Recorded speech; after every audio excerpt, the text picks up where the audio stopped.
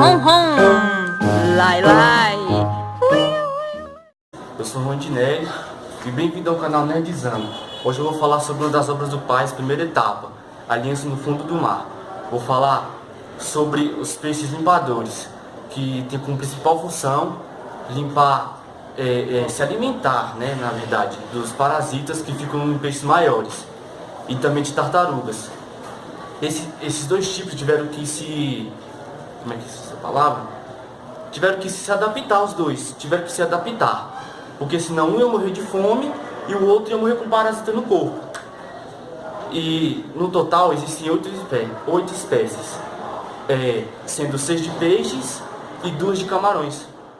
Oi gente, meu nome é Laiane e hoje eu vou falar sobre os rituais de limpeza. Ou seja, como o peixinho menor tira parasitas da boca do peixe maior. Então de outros lugares também, né? Tá bom. Os rituais de limpeza acontecem geralmente em lugares específicos. São chamados de estações de limpeza. Essas estações de limpeza geralmente ficam perto de corais e tal. O peixe maior chega nas estações específicas e nada de boca para baixo e assume cores mais vivas, para que o peixe menor entenda que ele não vai atacar e vai deixar ele fazer o serviço dele, que é limpar. Então ele vai limpar ele e vai tirar parasitas da boca dele e tal, e ele sai ganhando, né? Ou seja, os dois saem ganhando. Mas se o peixe menor der mole e ele comer um pedaço de pele, ou então alguma coisa desse peixe maior, ele pode não gostar, é claro, e reagir com violência contra esse peixinho que vai provavelmente ser morto. E 4 ilhas oceânicas, o Atol das Rocas, o arquipélago de Fernando de Noronha e o de São Pedro e São Paulo, e também as ilhas de Trindade e Martim Vaz. E em dezembro de 2016, os biólogos observaram 318 interações entre esses peixes limpadores. E entre os peixes limpadores que se destacaram mais foi o bodião de Noronha e o neon catapiolho. O bodião de Noronha participou de 75% das limpezas. Ele atendeu 18 limpezas de 22 peixes. E o neon catapiolho saciou-se com vermes e até mesmo se arriscando aproximar de clientes carnívoros. A das Rocas é a ilha mais preservada do Brasil, por ser uma reserva biológica e também o acesso permitido somente a pesquisadores. Ela é a área mais preservada, a reserva mais preservada. E o arquipélago de Fernando de Noronha possui uma área que é preservada e uma área que não é preservada. Então esses peixes limpadores que podem estar na área preservada podem nadar até a área não preservada, e lá na área não preservada pode pescar e tal, então lá eles podem ser pescados, então isso pode ser um problema. Em São Pedro e São Paulo não há tubarões, então, e também o cardume de atum já foram bastante reduzidos pela pesca excessiva. E Trindade e Martim Vaz já recebeu bastante ameaça, já por ter nenhum status de preservação. Rosinha 1. Professora, Rosinha 2. Oi, eu vou falar sobre a apologia de Sócrates. Para a gente entender um pouco o que é a apologia de Sócrates, eu vou falar um pouco de Platão e de quem era Sócrates. Bom, Sócrates era o homem mais sábio de toda a Grécia.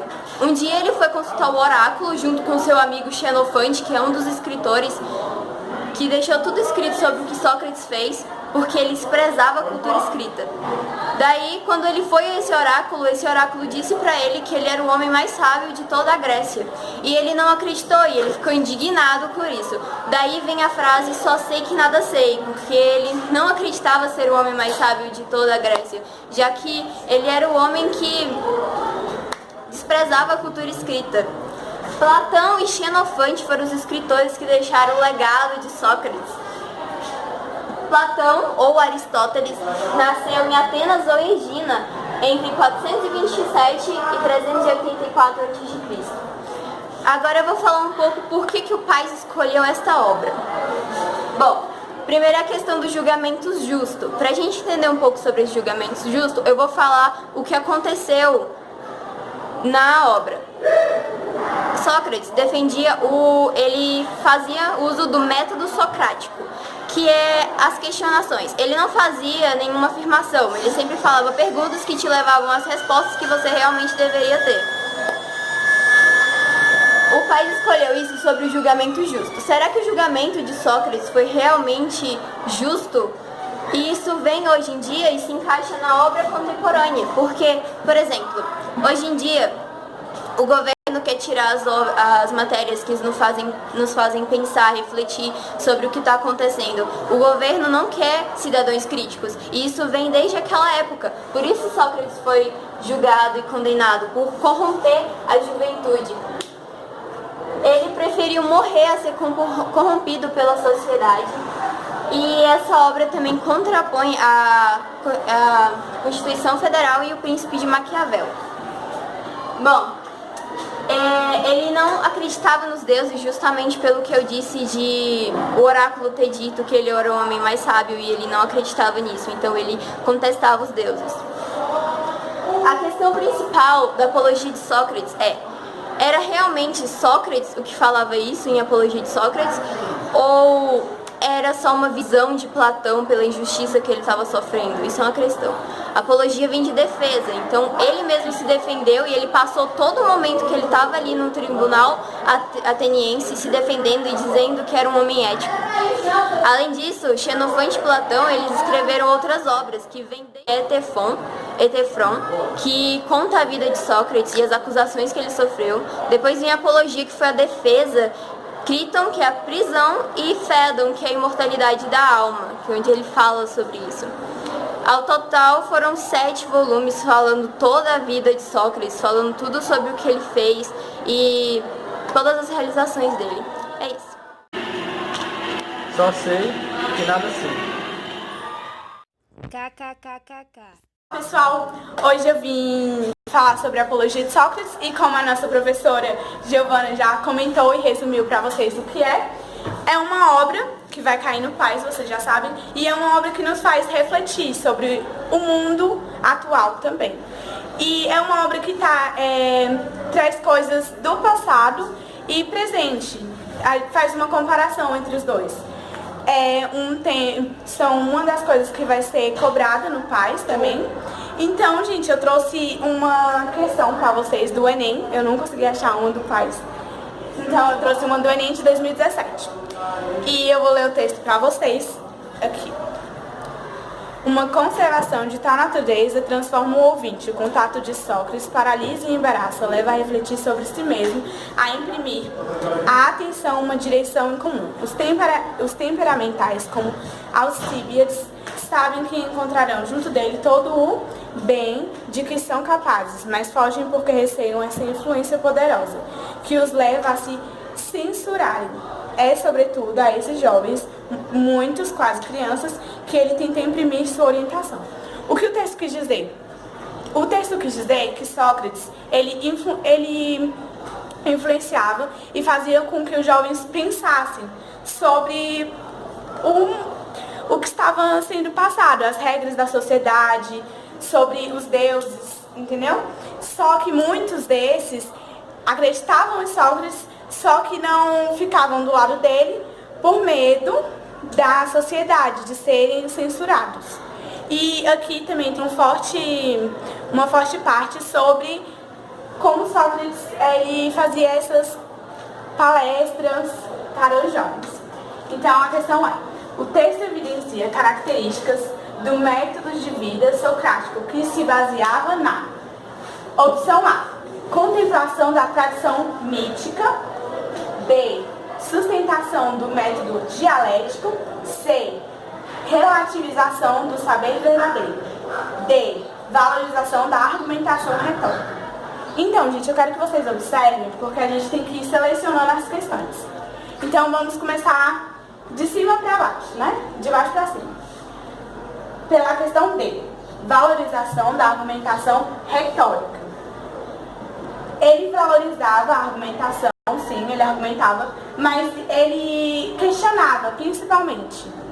O que ele fazia era questionar. Então, essa opção está errada. E retórica é uma coisa que se repete muitas vezes. C, relativização do saber verdadeiro. Sócrates, ele não afirmava ser o mais inteligente ali. Ele não afirmava ser verdadeiro, entende? Ele não afirmava que ele era o correto. Ele só questionava as pessoas sobre o que se passava. E ele nunca afirmou nada. B. Sustentação do método dialético. Primeiro a gente precisa entender o que é um método dialético. A. Contemplação da tradição mítica. Não é essa, porque tradição mítica é um pensamento mítico. Mítico vem da palavra mito, né? Alguma coisa sobre os deuses. Exatamente isso não é, porque ele não contemplava os deuses, o pensamento dos deuses. Sustentação do método dialético. Método dialético é um método de diálogo cujo foco é contraposição e contradição de ideias. Então, a questão correta é a letra B. Porque uma das características dele é a sustentação do método dialético, do diálogo, da contraposição das ideias e das regras da sociedade naquela época. Foi isso.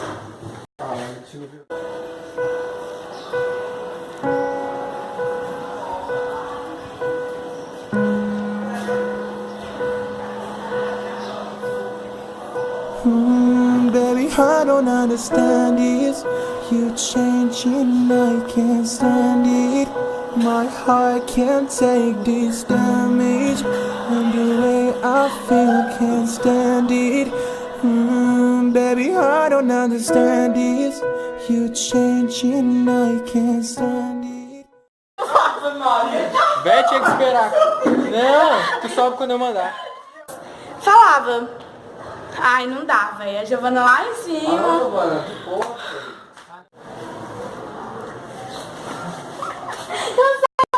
Não, aí.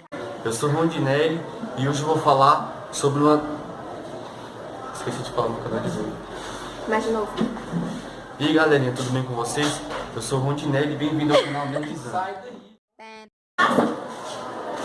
Aí não é pra gravar junto, ó. Franciele, faz o que eu digo. Não faz o que eu faço. Tem que gravar, a gente gravou a entrada minha da Franciele. Mas eu sou muito pequenininha, olha isso, não dá não.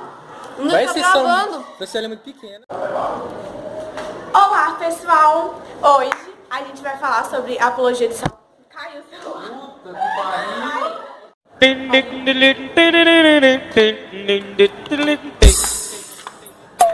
Só tá pisado e só tá pisado e só tá pisado e só tá pisado só tá pisado tenta botar do assim. Se você gostou do vídeo, Deixe seu like. se inscreva no nosso canal. Yeah!